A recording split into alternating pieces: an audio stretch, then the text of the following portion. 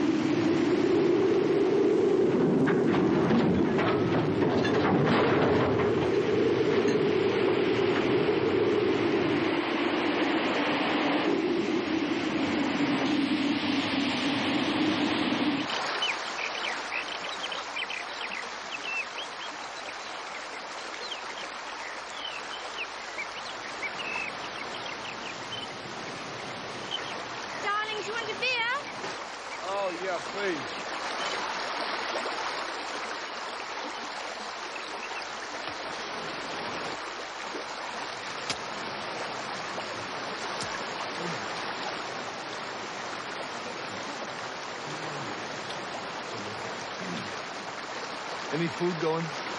Already? This is hard work. Oh, yeah. Yeah. No news of the missing Russian ship and its crew. Earlier today, NIG Radio received a garbled SOS message reporting an explosion in the engine room which had killed 2 crew members. The ship was abandoned, but although its latitude is thought to be approximately 58 degrees north, its exact position is not known.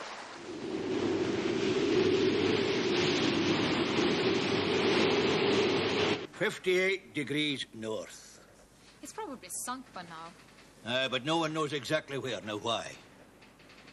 Ships these days carry sophisticated radio equipment, emergency batteries in case the power fails, and they work along the coast from one shore station to the next. In this day and age, how in the name of glory can anyone fail to receive an SOS message properly, huh? What went wrong out there? Where's the defect? Your problem.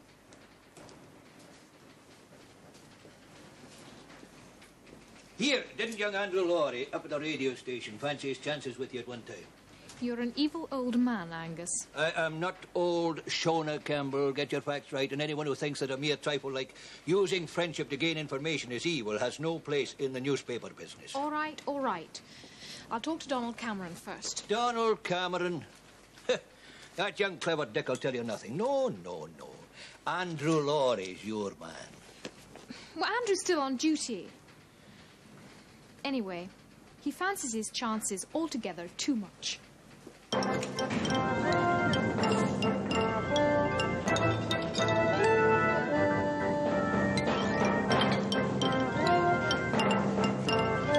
want these 2 on station by first thing tomorrow morning, Don. You'll have them. Have the loading ready for the next tide.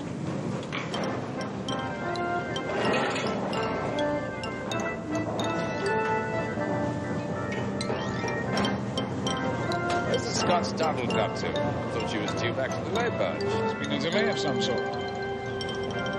I'll get them on the radio.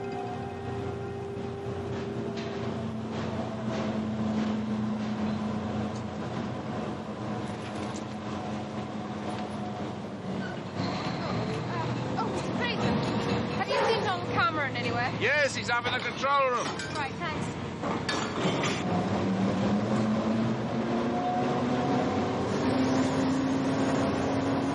Sir Kane, arriving by road this afternoon. That'll be ready and waiting for you, Scots, Donald. Roger, SRS. Many thanks. Hello, Shona. You know that missing ship? Yeah? Did you hear what the messages were from here? We're on RT. SOS messages go out on WT. Morse code. Well, have you got time for a coffee? Not really. Good. I'll buy you one. SRS. This is Gerald Central. Do you read me? Over. Well, Zetman, Errol Zetman. This is SRS Channel 16. Go ahead, please.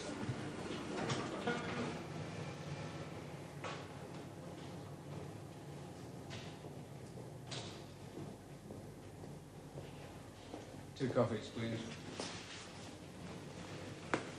Hey, put it away. I invited you. I'll still pay, thank you. Why is this part of the world so full of male chauvinist pigs? We're swimming against the tide. We still think females should behave like females.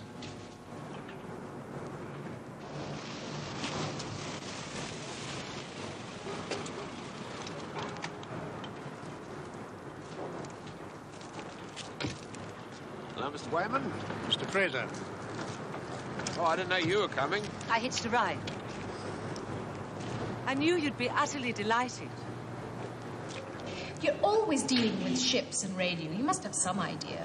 Well, when I was a wee boy, I used to take my daddy's lunch when he was fitting out ships in the Clyde. And I'd wander around, because at that time I thought I'd like to go to sea. But the sort of technical stuff you want, you should talk to Andrew Laurie, up at the shore station. I gather he's by way of being a friend of yours.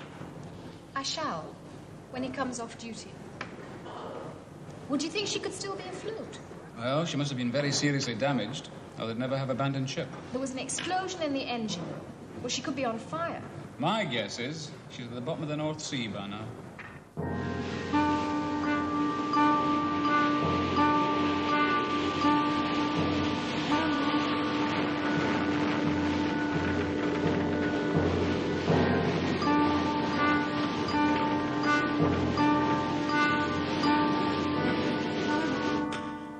The SOS signal must have been very weak, or they'd have got all of it. So the explosion must have wrecked the main power supply. Well, what would they do then? Use the emergency radio in one of the ship's lifeboats, which is hand-cranked. You get a much weaker signal. But they got part of it. Why didn't they get all of it? Oh, heavy static. Sunspot activity, I don't know. Talk to Andrew Laurie. He'd enjoy that, anyway. Well, it's time I get back to more important things. There was an energy conference in Aberdeen on Monday, so I thought I'd take the opportunity to come along and see how you're all getting on. Oh, fine. Down to 6,000 feet. Almost to the bottom of the tertia. No problems? None. Everything's going like silk. Well, I must phone London. We'll use maps, I'll show you. No. I know where it is. Thank you.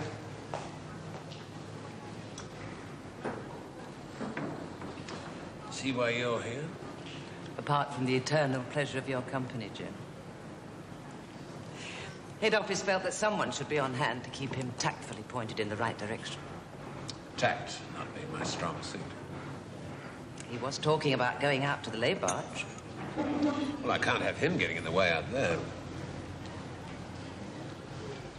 Or I'll go and shunt him off somewhere else. Oh, finish your coffee. Join us up there.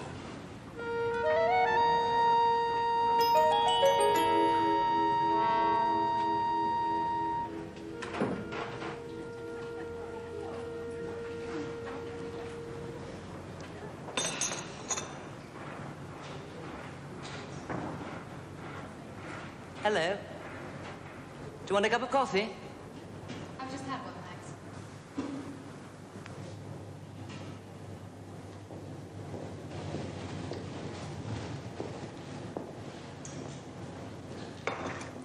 Up here for something special? Escort for a civil service mandarin.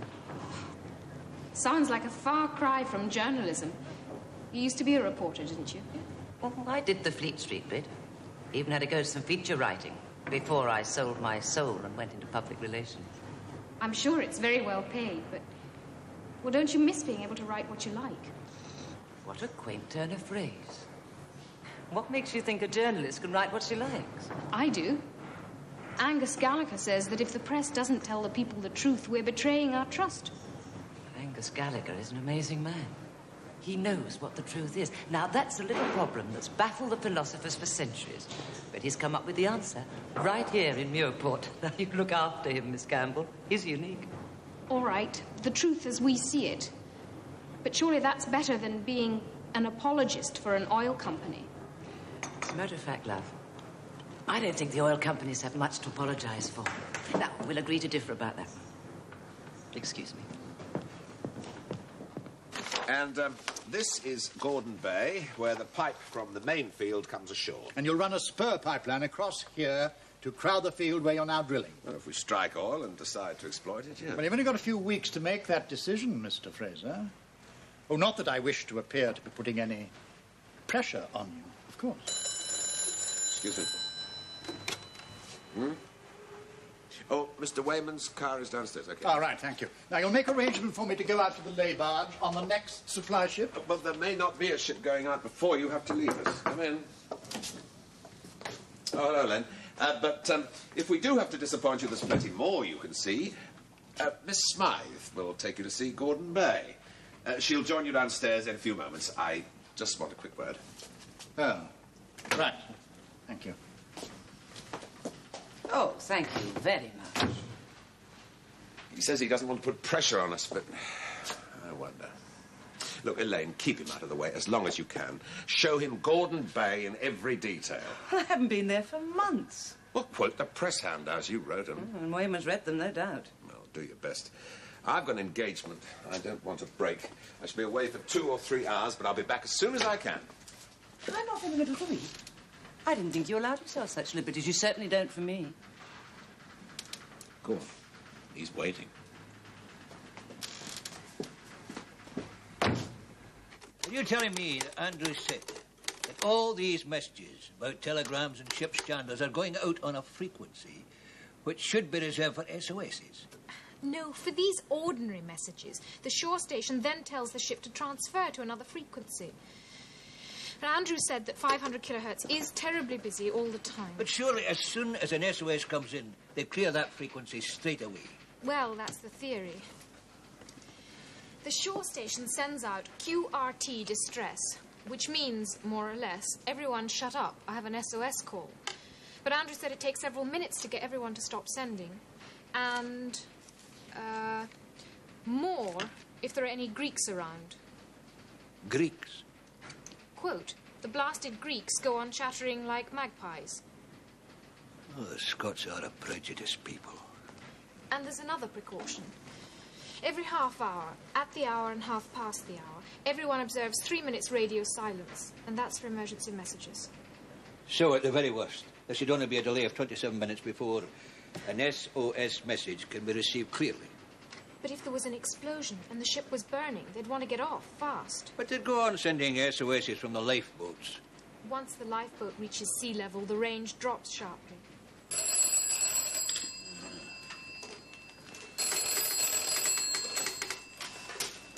Gallacher? Oh, Aye. Any more casualties? Oh, thank God for that. What? They're positive? Where? Uh-huh. All right. I'll call you back later for more details. Thank you. Crew have been rescued. They were making for Norway, sighted by a Norwegian lifeboat. No further casualties, but there's one man still missing. Well, we can't even interview the survivors. Unless you want to fly me to Norway. She was a Russian freighter. She was abandoned just a year.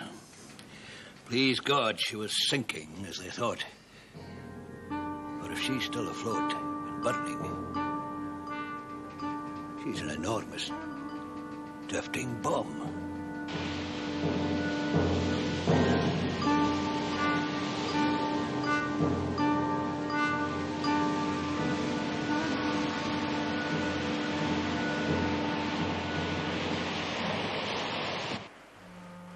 The pipeline, which is 36 inches in diameter, has been brought ashore there. It's been completely covered. Yeah, that's marvellous landscape gardening. I think the Scotland's even bonnier now.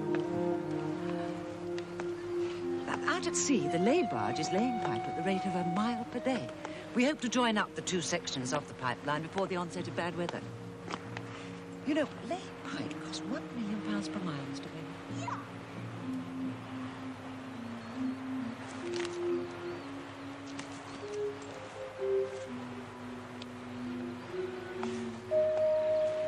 Mr. Wayman? Mr. Wayman? I know the facts about this operation as well as you, Miss Smythe, and possibly better. Well, I'm sure that you do. It's just that we thought you'd like to see the reality. On the spot.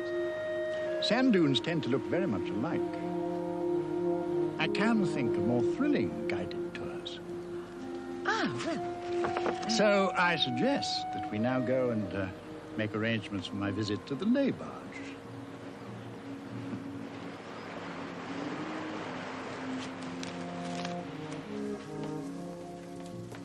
Oh, hello, darling. Look, I'm sorry I've got to cancel today. Well, you know the oil business, one thing after another. Yeah, I know. How about the weekend? Oh, come on. You can have tea with them any old time. Okay, see you then. Take care, my love. Now, I thought I asked you to keep him out of the way. Well, you insisted on coming back. Where is he now? Making a phone call. He's still set on getting out to the lay barge, and he'll be here in a minute. Oh, I need Wayman here like a hole in the head. You said you had an important engagement. I did. Donald. Yes. You say the ship was abandoned... There. Yeah, well...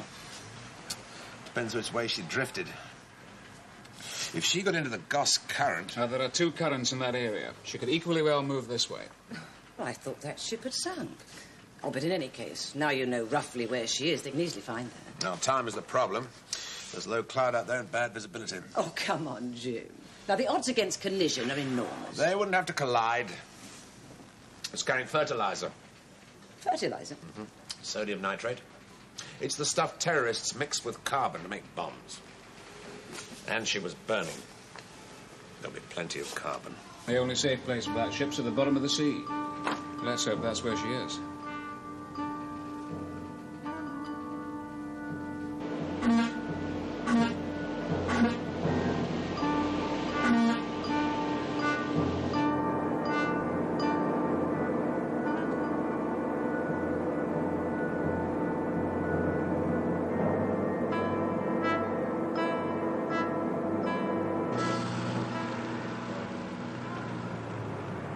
Are you looking for me? Not unless you know something about that Russian ship. She went down long since, as far as I know. Well, that's not confirmed. No one's seen it. Look, Shona, even if it's still afloat, it's merely a drifting ship. A target for the salvage men. There's nothing in that for you. It would take brave men to go near a burning ship carrying a cargo of sodium nitrate, wouldn't it?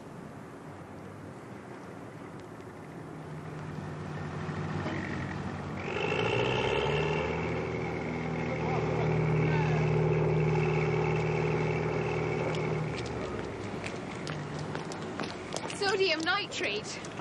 Angus swore there was a big story here. I thought he was wrong, but I should have known better. Angus. Angus Gallacher is nothing but the editor of a tuppenny-halfpenny small-town rag who isn't good enough to hold down a job in a decent paper, or he wouldn't be acting the big man here in Muirport. Angus Gallacher is exactly where he wants to be, in the town he loves. And he's one of the best journalists there is. Who can smell out a big story and send you off to sniff around it like a scavenger. Look, Shona, I'd be obliged if you go somewhere else. There is work going on here, and you're interfering with it. Donald Cameron to the control room, urgently, please. Donald Cameron to the control room, please.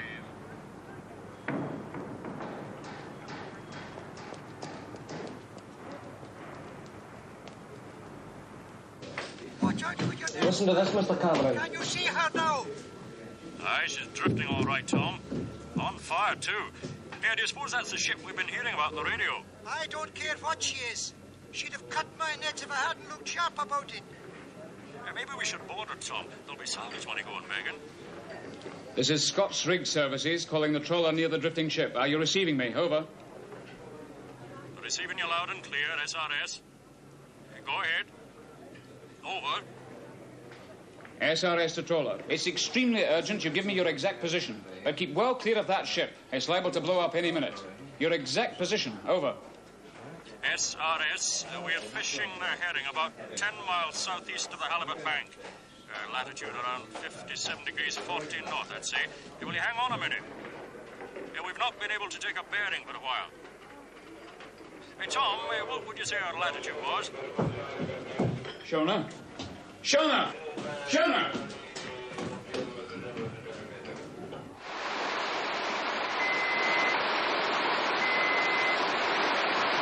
No. Yes, I'm afraid. Look, you promised yourself a day off. They can do without you for 24 hours. Honey, I had better check in. It'll take a moment.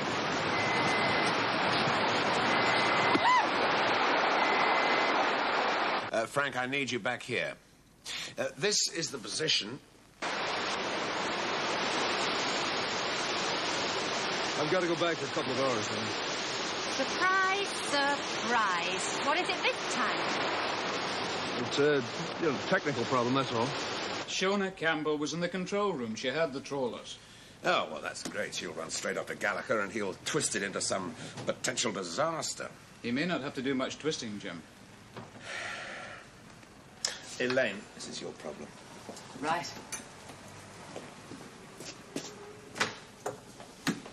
The RAF should have located that ship by now. Get me air sea rescue. Mr. Wayman. Mr. Cameron is waiting to show you our servicing facilities. I'll forgo that pleasure, Mr. Fraser. I've just been on the telephone. Whitehall is not at all pleased. They're waiting to hear from me.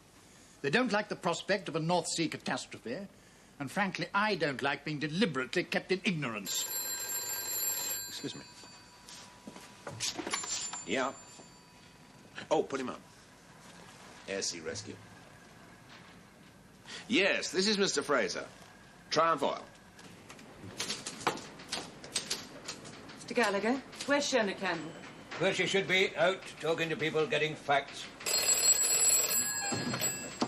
Gallacher. Oh, one moment, sir.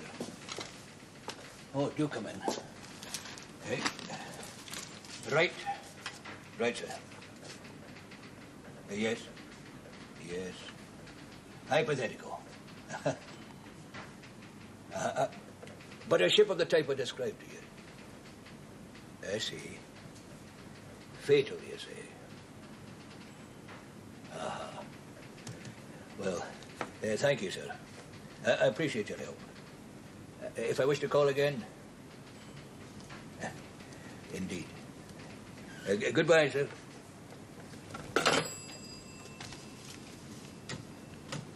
An ordinary mine would explode within half a mile of a rig. The shock waves would probably buckle the welded seams of the pontoons, and the rig could sink. A freighter loaded with highly explosive material could fatally damage the rig if it blew up within 2 miles. We'll ensure the safety of the rig. Oh, I'm sure you will. But in so doing, you could open up a whole oil field. Oh, that is nonsense. I don't know who your informant is, Mr. Gallacher, but do you think he's qualified to assess such highly technical matters? Would a professor of oil technology at Aberdeen University be suitably qualified, Miss Smythe? Well, we don't even know there's any oil there yet, and neither does your professor. Look, I simply want you to wait until it's all over and a full statement will be issued. There's 70 men on that rig, Mr. Gallacher. We don't want Shona Campbell running around alarming the relatives for no reason. You're frightened, aren't you? You're facing the very real possibility of a catastrophic disaster. Look, the next few hours are going to be difficult enough. If we have the national press and television up here getting in the way, it's not going to help. They'll get nothing from me. I run my own newspaper, and that's all. And Shona Campbell? She works for me, no one else. She'll be speaking to no relatives, Miss Smythe. Thank you, Mr. Gallacher. At least, not today. Oh, Julie, is Frank there? No, he isn't. He's just gone. Oh, I tried to get you on the car phone, but you must have been indoors. Sorry to bother you. Jim, just a minute, Jim. When will Frank be flying out to the rig? Of course he told me what it was all about. Well, it may not be necessary. We hope to have sunk the ship before it gets near enough to the rig to damage it, even if it does explode. We just want Frank here as a precaution. It's Wayman here. Could you please try again and see if the Undersecretary is free yet? Julie, there's an awful lot to do here.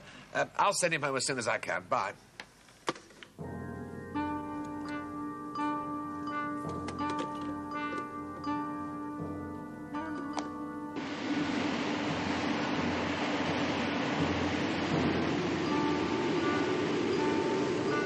No, I'll hold on. Located that ship by radar.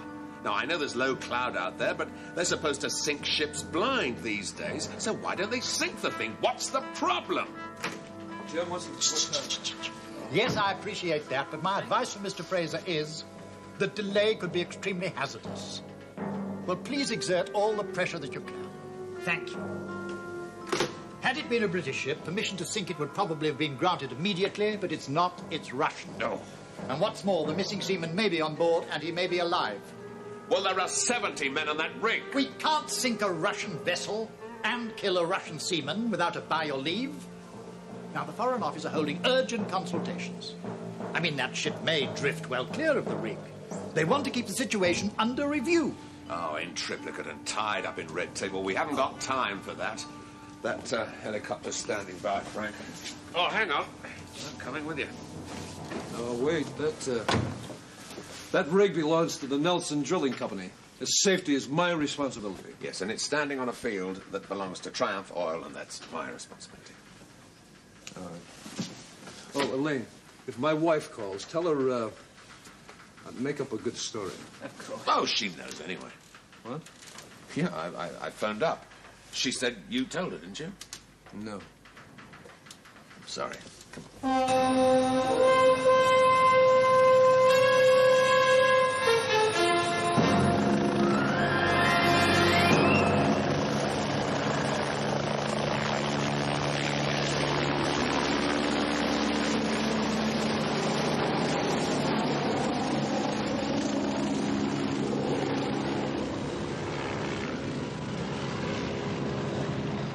Worry.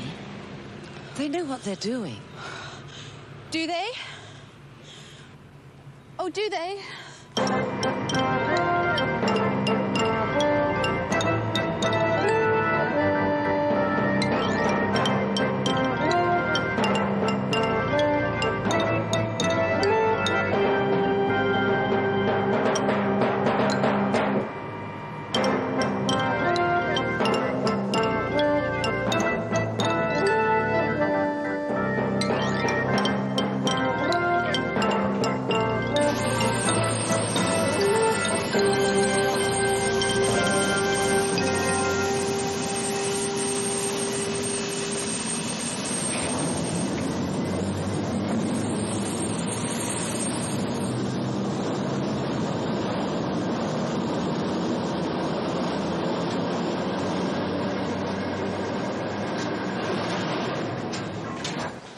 Last pinpointed position, she was there. Collision course as near as damn it. The safety vessel's keeping a lookout on our radar. That'll give us a fair bit of warning. Now listen, Mullery. What does the Master Mariner think about this? Not a lot.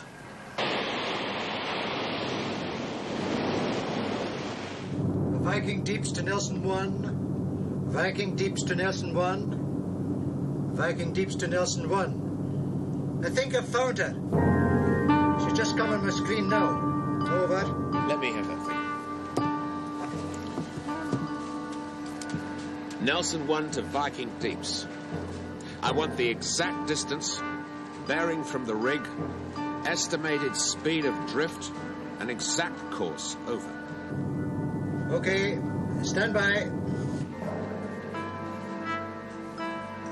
Viking Deeps to Nelson 1. The vessel bears 143 degrees. Estimated course just about the same. Rate of drift 2 to 3 knots. Range 10 nautical miles. Over.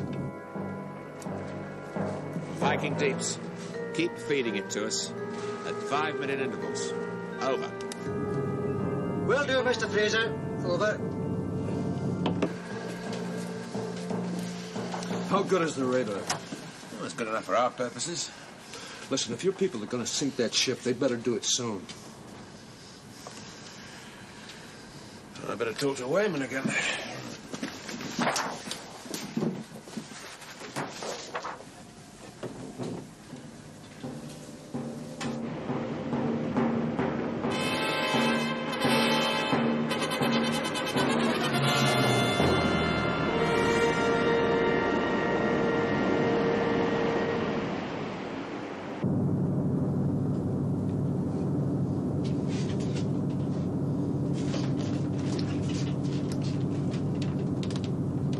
Viking Deeps to Nelson 1. Bearing 143 degrees. Range 9.8. Oh, and the estimated rate of drift seems to be increasing slightly. Over. How is it, Jack? The wind's freshening from the northwest. Same direction as the current. The two together will combine to push you along faster. What's the forecast? For the next 8 hours, the wind's expected to continue from the northwest, speed rising to near gale force. After that, it should veer 90 degrees. Well, that'll be too late.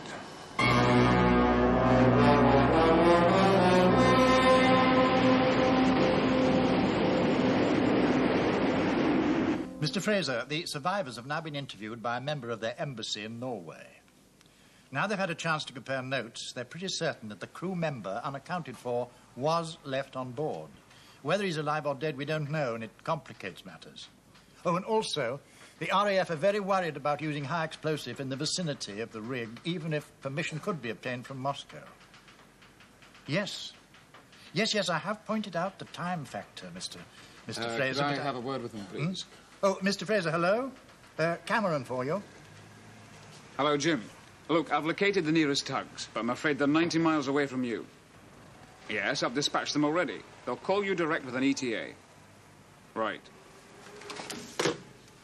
Can the tugs reach the freighter in time to tow it clear? Oh, there's not a hope of that, Mr. Wayman.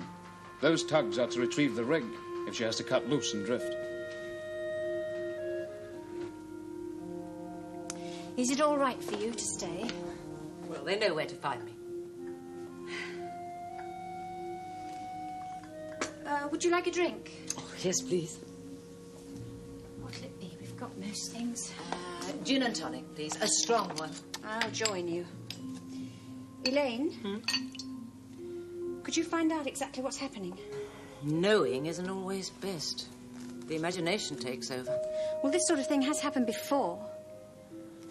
Frank thinks if I don't know, I won't worry. It doesn't work that way. Once in Abu Dhabi, I was at a party on my own, which isn't unusual.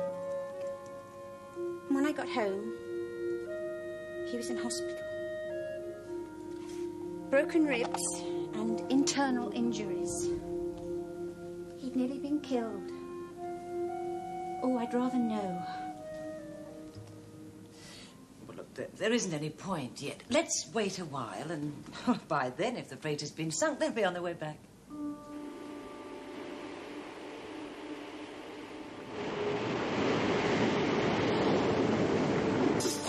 That ship is less than 5 miles away now. It's time we cut loose. Now, wait a minute. Take it easy. Hold your The horses. position's clearly led down. This rig is normally under the command of the tool pusher. Well, I'm taking over command as of now. Well, as soon as the rig's in danger, in my judgment, it becomes a ship, and I assume command. We still have a little time before that. The vessel's line of drift hasn't altered, but its rate of drift has increased with the rising wind. There's a serious risk of collision if we don't do something. Okay, what would you do? Well, it's too late to hang off the drill pipe in the wellhead and disconnect the risers. We have to cut the drill pipe with the shear rams, release the risers, slip the anchors, and drift. We'll then be drifting at the same rate as the ship, and there'll be no risk of collision. Repositioning the rig and picking up those pipes again could take the best part of a week. We wouldn't have a dog's chance of getting this well in on time, and at worst, we could have an underground blow-up. Well, there's no way I'm going to lose a week. Me neither. There's no alternative to cutting loose and drifting. Yes, there is. We move the freighter. The tugs won't be here in time. We use the safety ship. It's just a converted trawler. You can't tow a freighter with that. We don't have to tow her. We only have to put a line on her and change her drift so she's a safe distance from the rig if she explodes. The safety ship hasn't got enough power. Now, listen, I've drilled off Labrador. And up there you get drifting icebergs. And we didn't slip anchor. We moved the icebergs. We put a line on her and changed the line of drift. Using tugs? All right. But if tugs can move 1,000,000 tons of ice, it's my guess that an X-trawler can move a drifting freighter. You may be right, Mr. Ward. But you could be wrong. In which case? In which case, you're in command. Well, in either case, it's worth trying. Get the safety ship. You're expecting the safety ship to approach a freighter which could explode any time and blow them all to blazes. I'm not expecting anything. It's up to them. Backing deeps receiving. Over. Hello. What's his name? Willie Baxter. He's been a trawler skipper for 25 years. Hello, Willie. This is Frank Ward, the drilling superintendent. Listen, I want to try to put a line aboard that freighter and move her out of the current, enough so that she drifts a safe way from the rig. I think it can be done. But there's a chance that it might blow up in our faces. Now, you're the skipper. It's up to you. You can say yes or no either way. Over. I see. Well, Mr. Ward, would you hold on for a minute? I must consider my crew. Over. Okay, Willie. Joe? Will you come up here a minute? Bring the others. Want to have a word with you.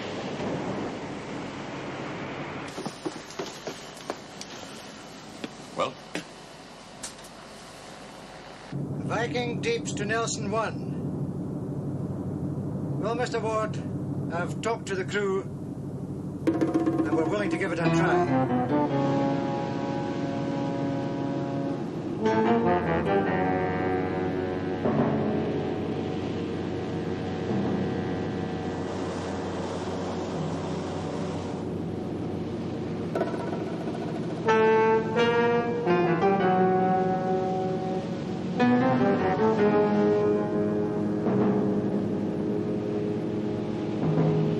Father, I'm the major.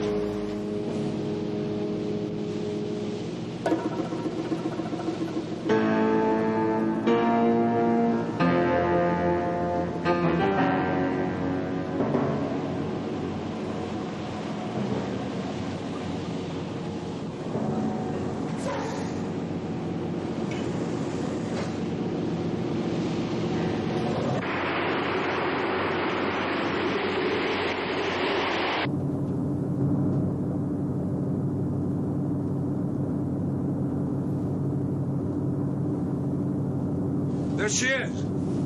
Yes, and I tell you, Mr. Ward, I want to get in and out of there as fast as possible.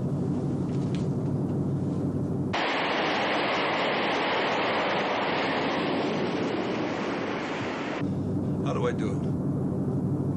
Well, you could attach a light line to the tow rope, and once you're aboard, if you get aboard, you could haul the tow rope across. Right. Hold on. Wayman. Hello? No, we haven't cut loose yet. Frank Ward wants to try something else. Can you get in closer? But there's still quite a swell running. I daren't go closer. Well, you'll have to. I'll take you in as close as I dare, but you remember this, Mr. Ward. You will have to time that jump by yourself.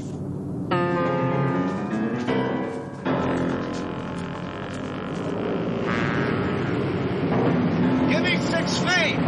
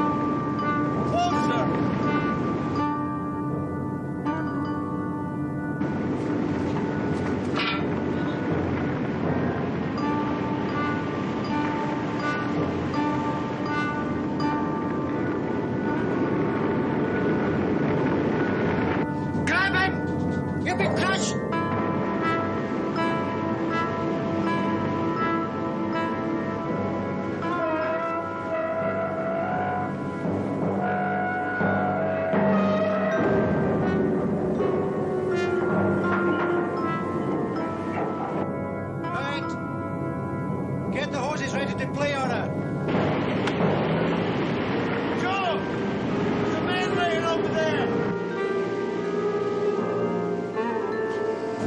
in sight now, Jim. She must be drifting faster than we thought. It shouldn't take long to get the line aboard, surely. They've just come through on the radio. There's an injured man on deck. They're getting him off.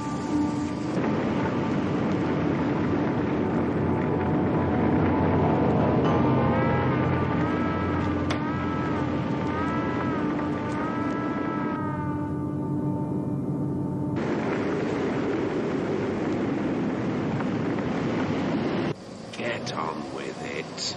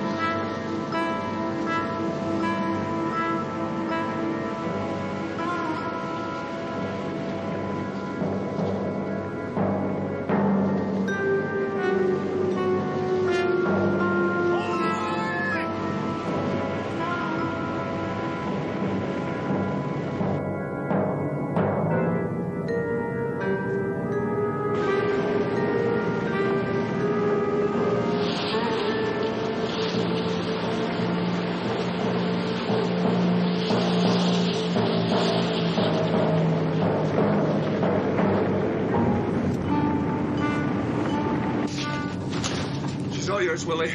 Get her out of here. You're a generous man, Mr. Ward.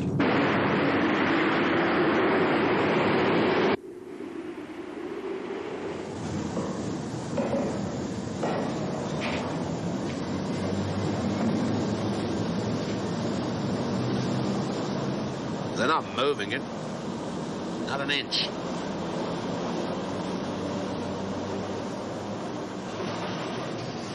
It's an old trawler, not a tug. Give her a little time. We're overdrawn now, Mr. Fraser.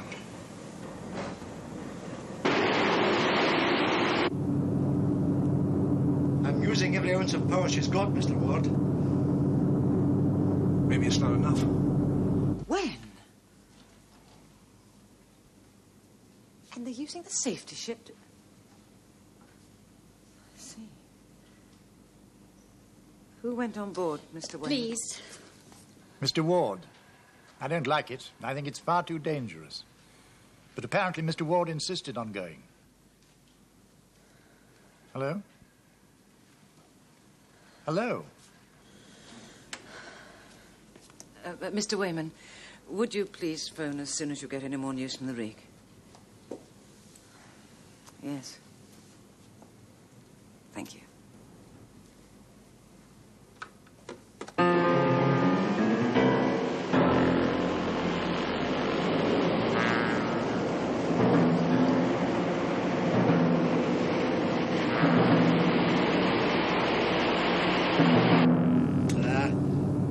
The wind and current are both against us.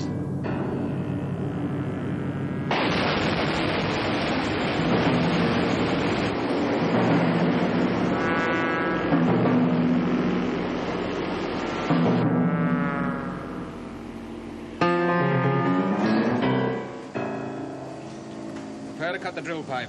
Release the risers and slip anchors. I'm in command now.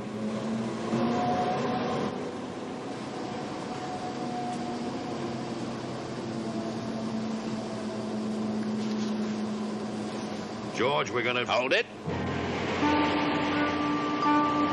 It's moving. They're beginning to shift. Cancel that. We'll wait for a while.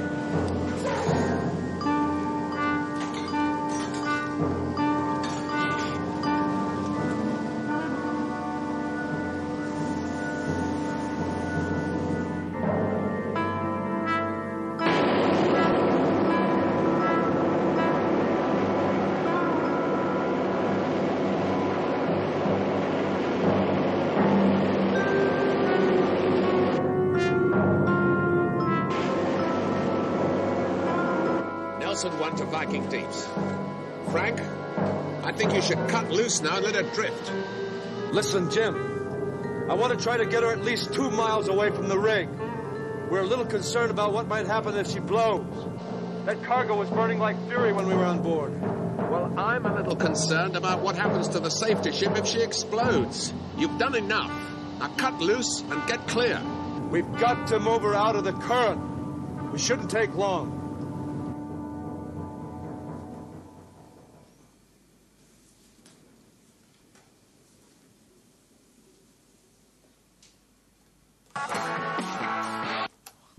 Sorry.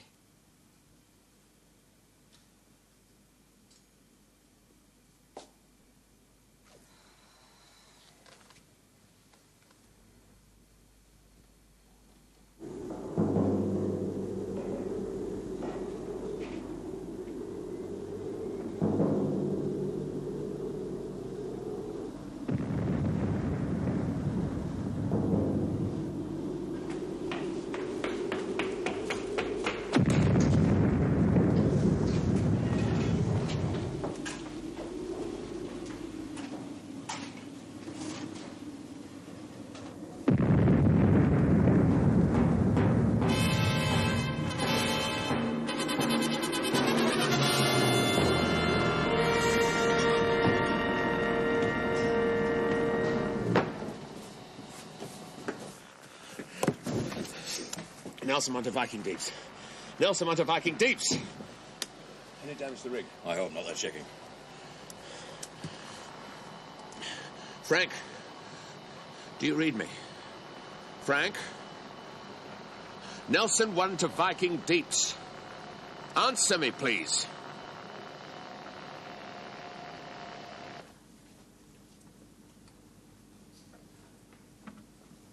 Do you live in London? Oh, yes, I have a flat there, but I'm away a lot. Up here, mostly.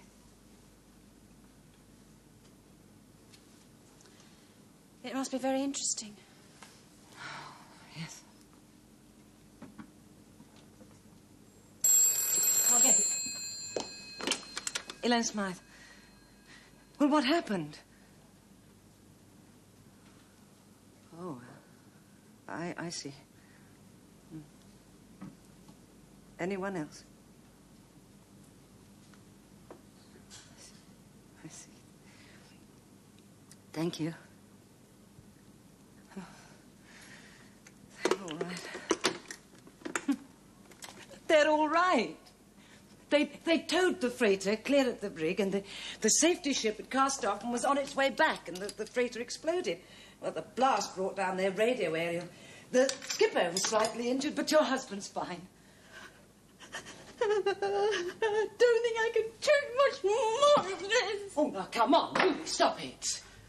Jim Fraser was out there, too. A lot of other men were. I'm sorry. I'm sorry, you're right. You're right, of course.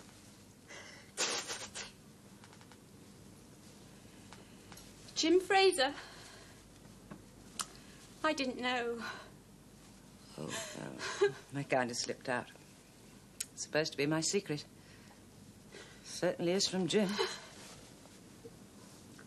Aren't men fools? Yes. Yes, aren't they?